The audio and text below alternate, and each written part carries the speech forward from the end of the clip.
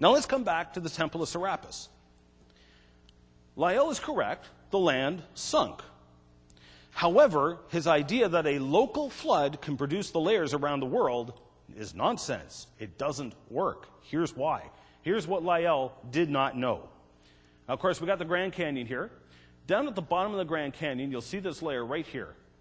At this particular point in the Grand Canyon, you can see what we call the Grand Canyon supergroup. That's these layers right here. You notice they're tilted. And they come up. They've been cut across the top by this one layer, which is called the Tapeats sandstone. Originally, the Tapeats sandstone was believed to be the shore of some calm, placid sea. It is now believed the Tapeats sandstone was an underwater mud flow moving at up to 90 miles an hour. But here's the catch. There is a map of the Tapeats sandstone. So explain to me how you are going to cover almost one half of North America in an underwater ocean floor mud flow moving 90 miles an hour without a global flood. You can't.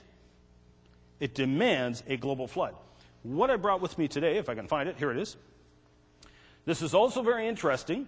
That sandstone is supposed to be hundreds and hundreds of millions of years old. There should be no animals that have evolved with bones by that point. Yet my good friend John Mackay, about 20 years ago, discovered a trail of these fossil footprints in the Tapeats sandstone. They're not supposed to be there. Those single tracks disqualified evolution right off the bat.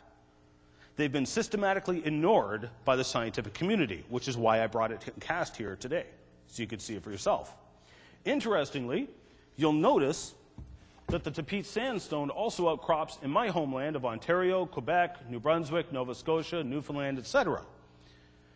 3 years ago, in a sandstone quarry, which is called the Potsdam sandstone, this is where it gets interesting, the Potsdam sandstone, which is right in there, about 3 years ago, Queenston University in Kingston, Ontario, found fossil footprints.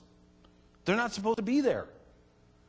These were from animals with bones. They were not supposed to have evolved yet. And so, what we have here, this is the same layer. That Tapeats sandstone that outcrops in the Grand Canyon is known as the Lamont sandstone down in the Midwest, the Potsdam sandstone way up here, up in Wyoming and Montana.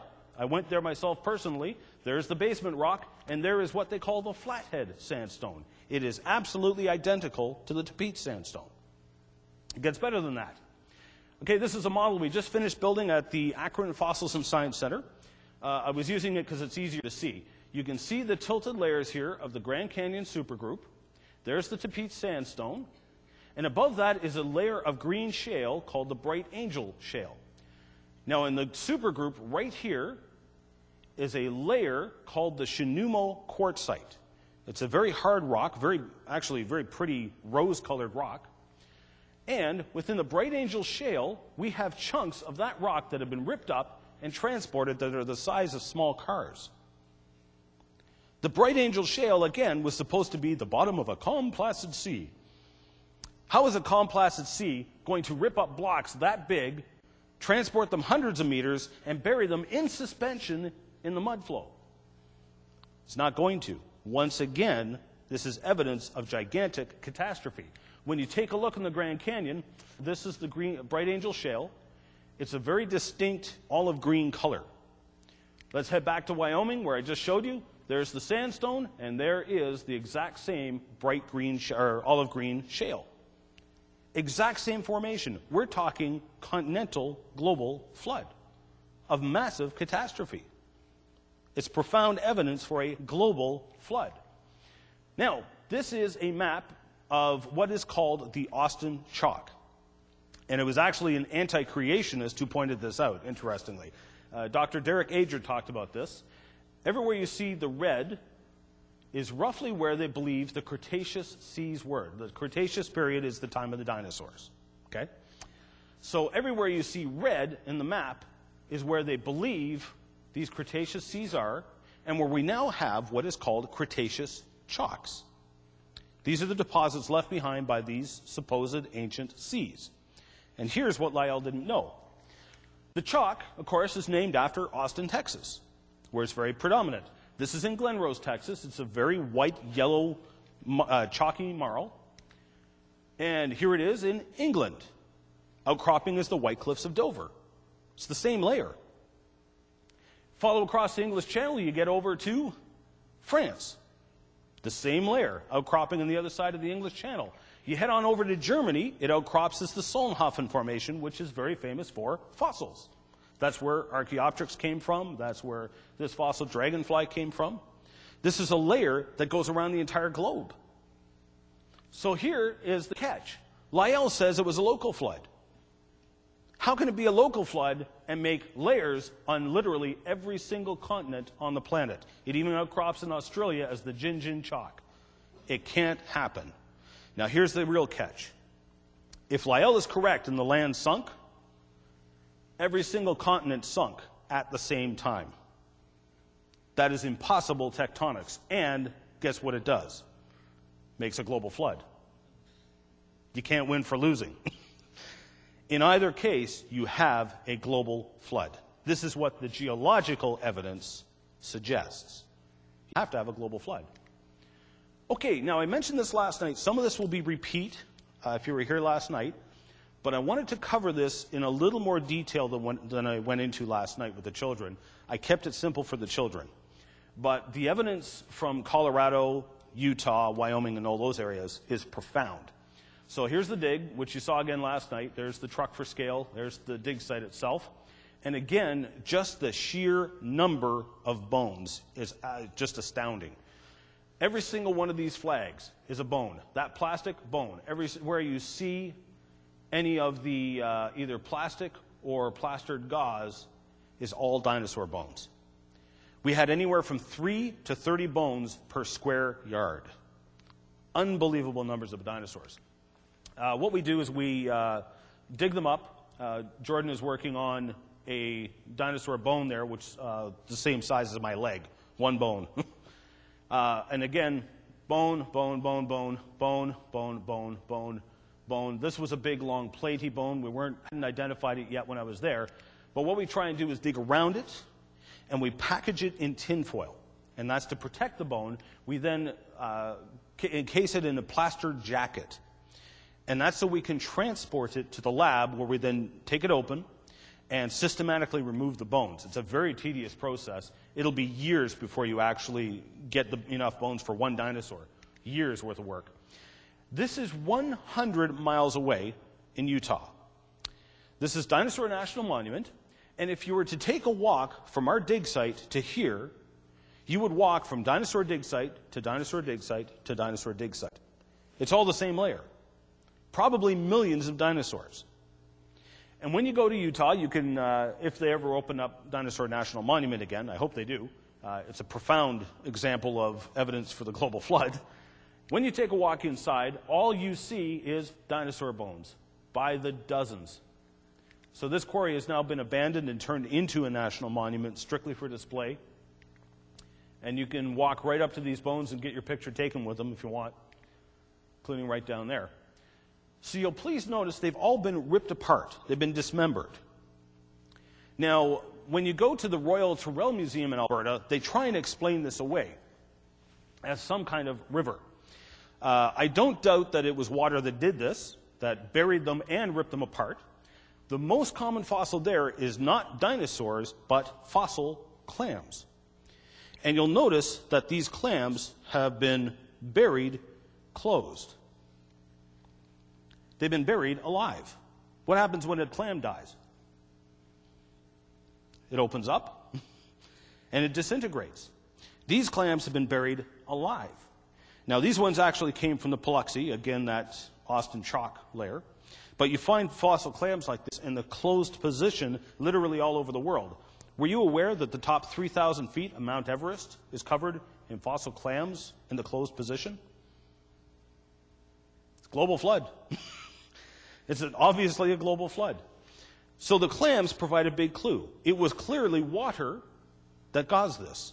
Now, when you go to the Royal Tyrrell Museum in Alberta, they try and explain it away. They show it a nice little picture of the Kennepeskow River. This is in Quebec. And thousands of caribou were killed in a flash flood. And, of course, it group them together in parts like that. First of all, you will not find those caribou today. Where'd they go? They rotted, they were scavenged, they washed downstream, etc. But you will not find remains of those caribou today. They haven't become fossilized mass graves. So their explanation doesn't explain it. Secondly, when you take a look at the map of the Morrison Formation, which is what we looked at, it covers 10 states and 3 provinces. This is not some meandering river. This was a powerful global flood. This is thousands of feet above sea level. This was not some meandering river. It is profound evidence of a global flood. I talked last night about Archaeopteryx, and there are several points to be made from it. I'm going to talk later on about why it is not evidence for evolution. But what I want to focus on is the various positions of the fossil. First things first, as I said last night, it's the size of a chicken. It is no longer the thickness of a chicken. It's now about the thickness of a chicken burger. A tractor trailer would have a hard time flattening it that much. That is an unbelievable amount of pressure. Now, stop and think about this. If the chicken had rotted away and it was just bones, would it have squished like this?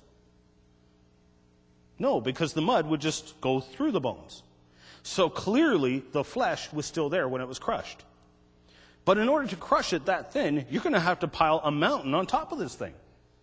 Before the dirt turns to rock, before the bird rots, and before the bird turns to rock. Do you follow me there?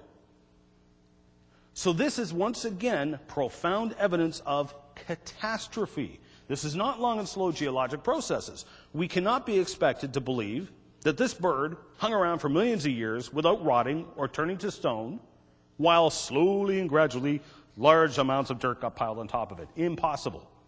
But it isn't just Archaeopteryx. This is common throughout the fossil record. For example, I'll actually pass this fossil around. This is a fossil fish from the Green River Formation. And once again, pay close attention to how thin it has been squished and how meticulously preserved it has been. It is literally millimeter thick. If you could pass that around, please. Thank you.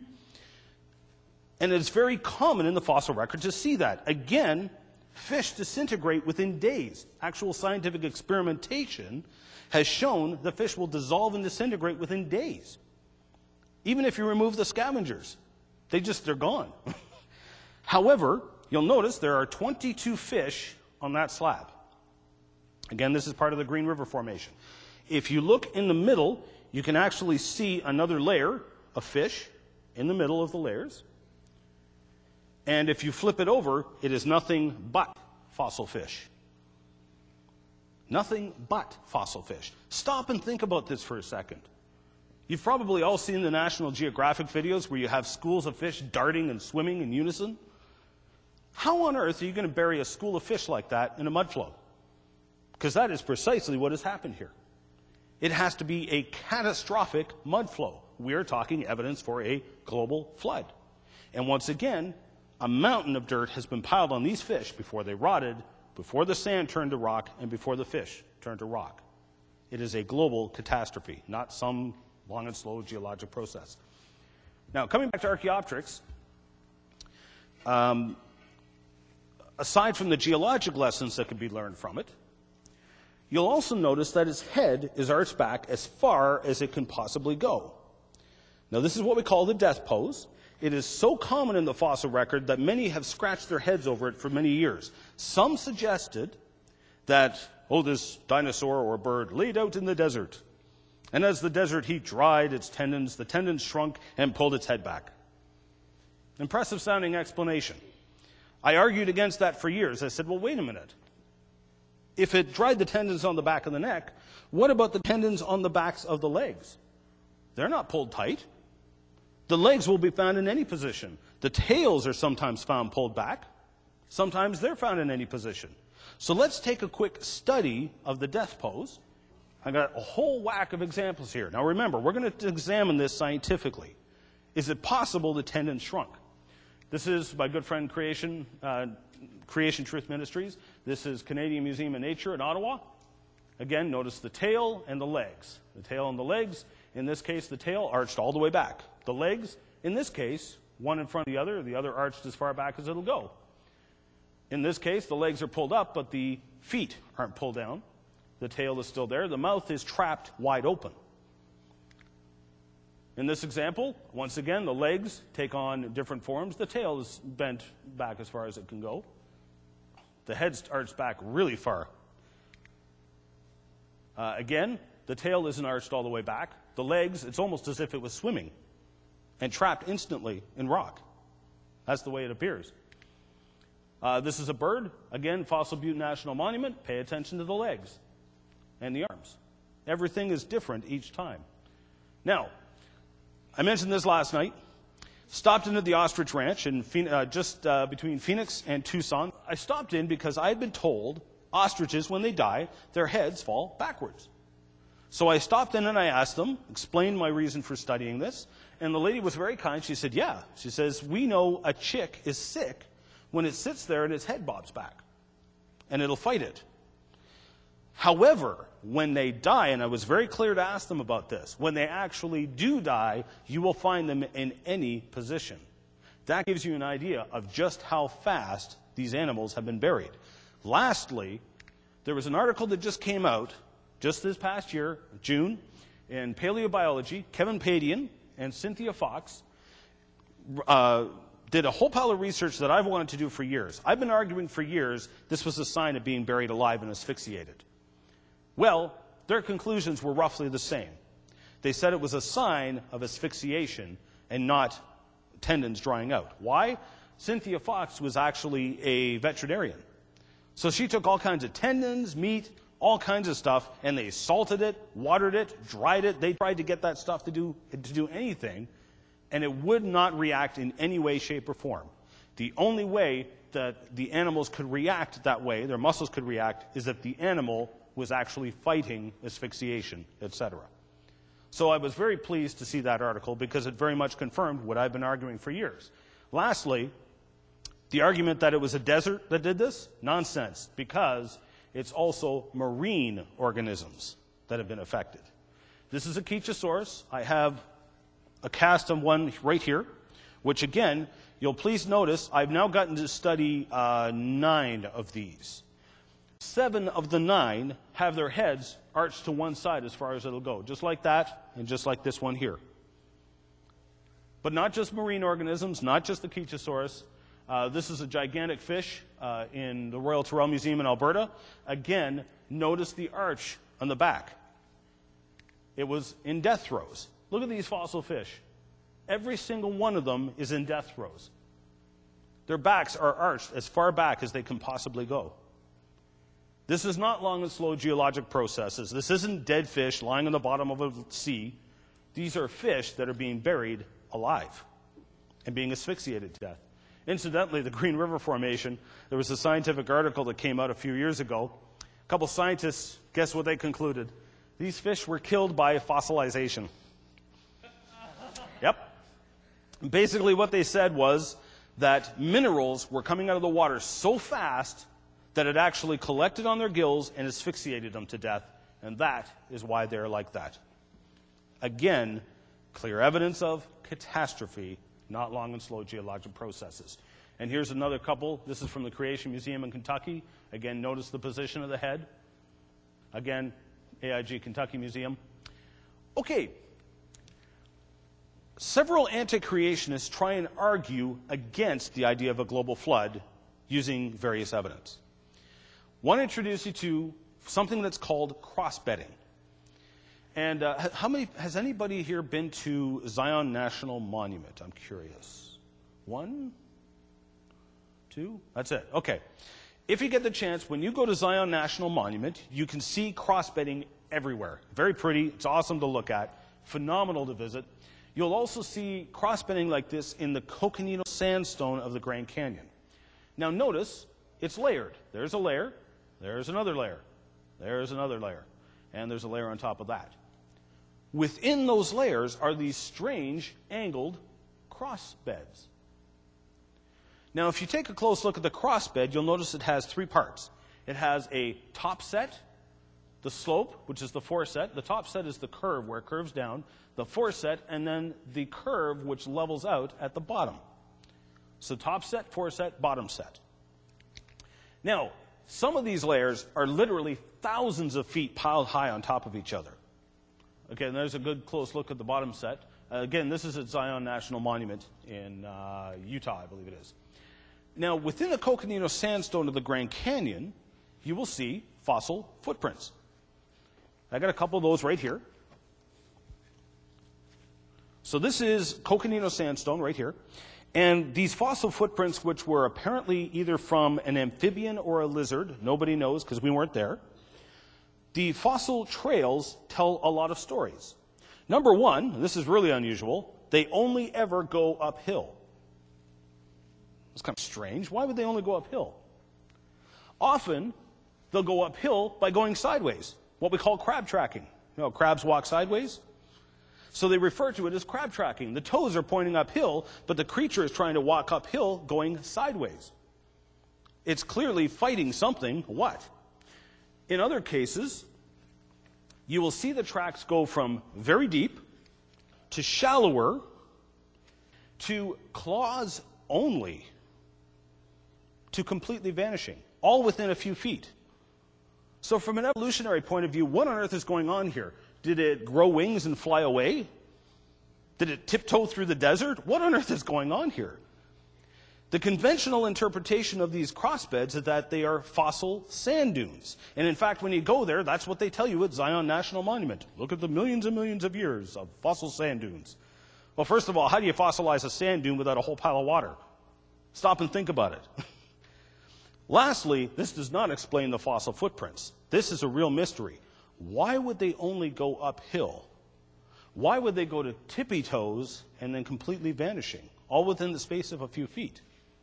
So let's examine this scientifically. Does this refute a global flood? Nope. Here's an active sand dune in New Mexico. This is way out in the middle of the desert. Someone conveniently bulldozed through one for me so I could take a picture. Notice the layering in the inside. It looks almost cross-bedded, but you'll notice the layers go up and over. So sand dunes don't make cross-beds. They make waves. You can actually see that if you actually cut into a sand dune. However, when you go to White Sands National Monument, you can see what the wind is doing today. It's producing waves, not crossbeds, waves. Yet within those sand dunes, you can see crossbedding. And so some have argued that because wind is working it today, again, the present is the key to the past. There's that subtle assumption. Because it's being worked by wind today, it has always been worked by wind. That is their assumption. And therefore, they conclude that wind produces crossbeds, because we can cut into them and see the crossbeds. Nonsense. I would argue these were produced by water, and the wind is now destroying them. When you take a close look, there's the crossbeds, but look what the wind is doing. The top layer where the wind is affecting is horizontal. The wind is not producing crossbeds, it is destroying them. The present cannot be the key to the past. So, again, wind destroys crossbeds. Wind makes waves, not crossbeds. Now, I bring this up, this is a little technical, but I bring this up because there was an article put out a number of years ago by two creationists, Steve Austin and Andrew Snelling, and it was talking about water waves producing crossbeds. Now, I agree with these observations. I've seen it myself. I've actually produced these in a gadget called a flume. I may get to show you that later on. The water comes in through here and deposits sediments on this side, and so it makes crossbeds. These are not crossbeds, however. These are translatant climbing beds. They're different. But it does produce crossbed-like stuff. But the thing is, it destroys the crossbeds as they're made. It doesn't lay down crossbed after crossbed after crossbed. It destroys them as they're being made, exactly like the drawing shows. Others have also the planation surface, the top part, doesn't make that. Many have argued that this cannot produce the steep angles of the crossbeds, that water won't make it. The reason they do that is because they cite the article that Andrew Snelling and Steve Austin used, and they quote it, "We cannot emphasize too strongly that sand waves possess low to mild slopes, no more than 10 degrees. Now, the Coconino sandstones get up to 20 to 30 degrees. So they said, see, water can't produce steep angle crossbeds. So therefore, these layers had to have been a sand dune. They can't have been made by a global flood. The steepest angle of repose for cross-laminated sand is about 33 degrees. That is a quote straight out of a geology textbook that says only air or wind can produce crossbeds steeper than 30 degrees, or 33 degrees. However, we produce crossbeds up to 36.5 degrees and more in a flume with water. Here's what happens. The water we had coming out of a cement mixer came in here at high velocity. Because the water is moving fast, it can carry dirt. We had standing water here. All that happened was the water came in, hit the standing water, came to a stop. It is now no longer moving fast, and it dropped it just like a conveyor belt. And we were able to make crossbeds after crossbeds continually. So the water's coming in from the left, moving to the right. Dead easy to make. Anybody can do this at home. You know how we made that? Notice it's going uphill? That's all it took. Water, dirt, and an uphill. It can be done with a global flood. This is a close-up video of, again, crossbeds being made, but the interesting thing that happened here, the water moving in so fast, it actually backs up and slams into this. What we did then is that we then took newts, basically an amphibian, and we put it in there while we made crossbeds. And we watched what they did. Guess what they did? Notice the water is coming back in and coming back this way. There is an eddy right there in the current. When we put the newts in, guess where the newts hung out? In the eddy, right at the bottom of the crossbed. And so what happens to get out of the fast current, there's only one way to go, uphill. And so it would go uphill, it would be picked up by the water, swept back in to the eddy, and one creature could make fossil footprints on multiple forceps. To explain why the tracks only went uphill. He said, well, it's simple. The tracks on the windward side of the dune were destroyed. So the only tracks that were preserved were those that were on the lee side.